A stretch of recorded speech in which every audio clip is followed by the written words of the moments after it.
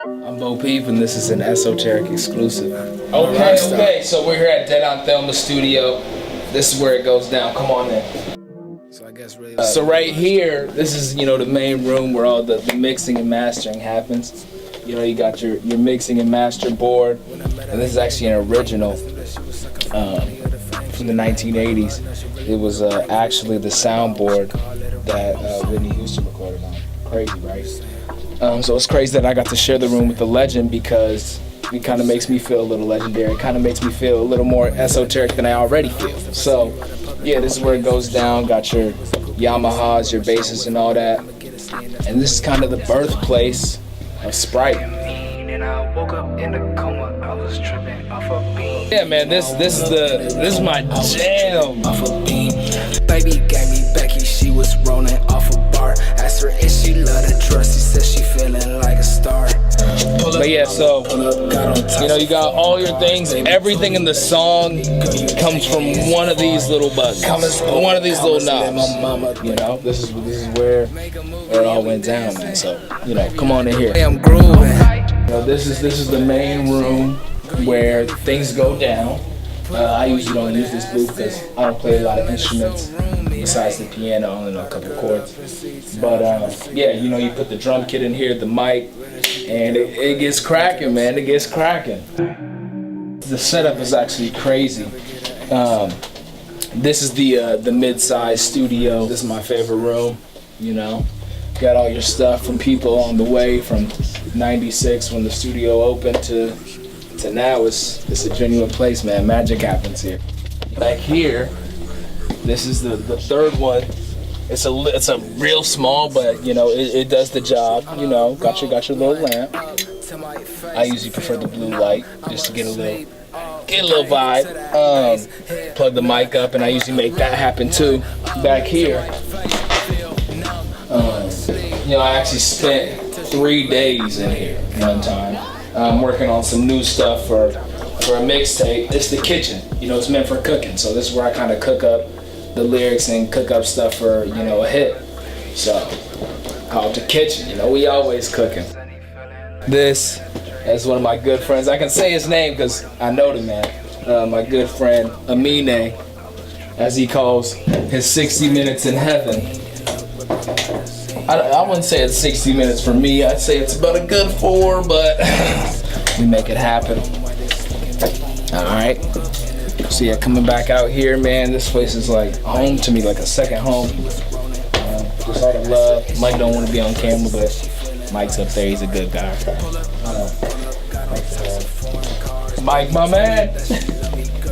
But yeah, so that's really how it happens. I always got to keep the esoteric gear in the studio. Just a reminder, of how great you can be. It's a great brand.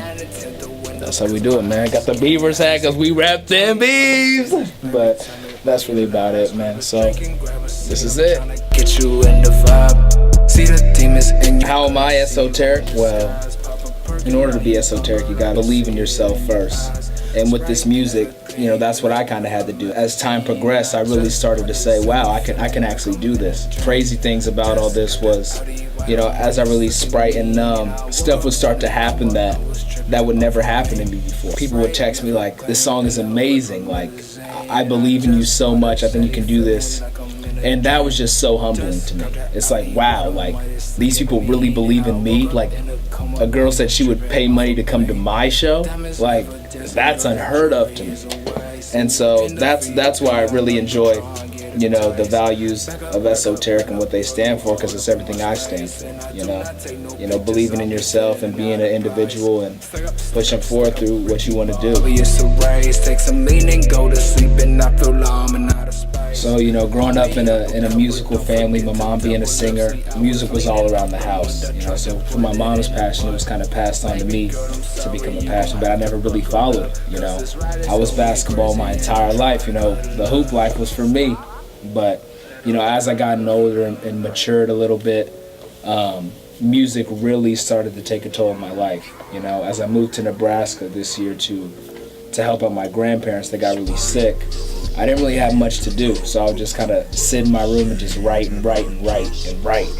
It just kind of caught on, and then eventually I started saying, why don't I record it? Like, what's the worst that could happen if I just try to make a song? One day I was in class and talking music with my peers, and my boy was like, man, music nowadays sucks. Like, the mumble rap is terrible. And I was like, yeah, you're right, but it pays good.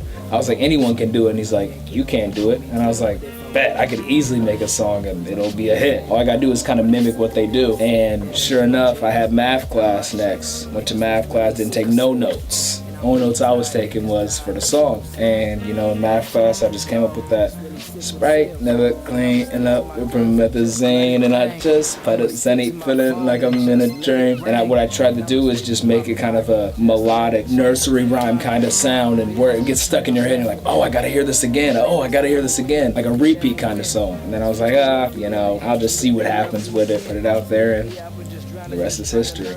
Right now I got like 2 songs. I got Numb and I got Sprite.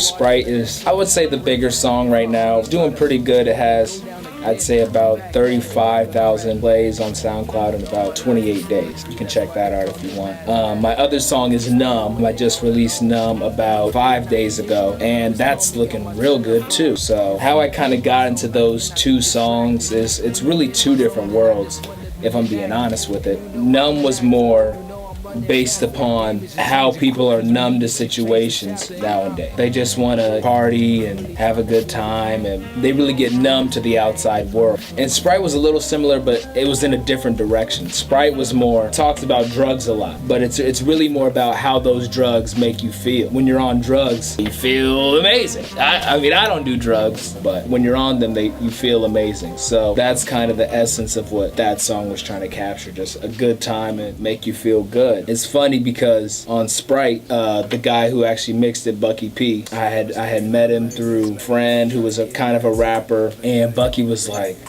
yo man, like, I think you're onto something. I was like, nah man, this ain't nothing. He's like, no bro, for real, like, and he does stuff for, you know, I'm not gonna really say his clients, but he does stuff for some pretty good people. But you know, he said it was good, and I said, man, if you say so, I'm with you 100, man. Pretty much that's how I became Esoteric. You know.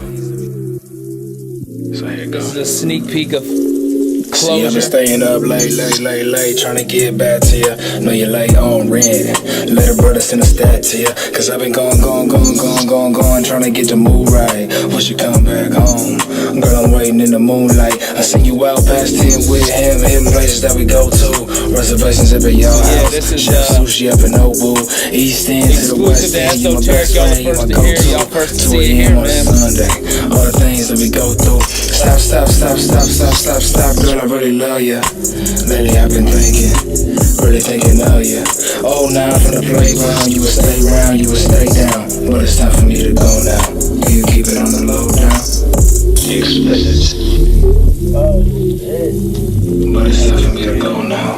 Do you keep it on the low down? So y'all heard it here first. That was Closure interlude. I'm not deciding when to drop it yet, but as of right now, this is the only place you can hear it. When's the album coming out? But Esoteric, the album, I don't know. It's in the works right now. Stay tuned. Like an EP. An EP. I got more EP. I gotta talk to. I gotta talk to Mike about it. See what I can get in here. But the EP will come, man. It all just takes time. You know, you just gotta be patient. You know, believe in yourself, and be esoteric. My name is BoPeep, and I'm Esoteric. I met her, I ain't even know her name. I just knew that she was sucking for the money or the fame. She a lame, pot her up, now she really wanna ring. Funny thing about it all, when she call, let her ring. I'm just saying.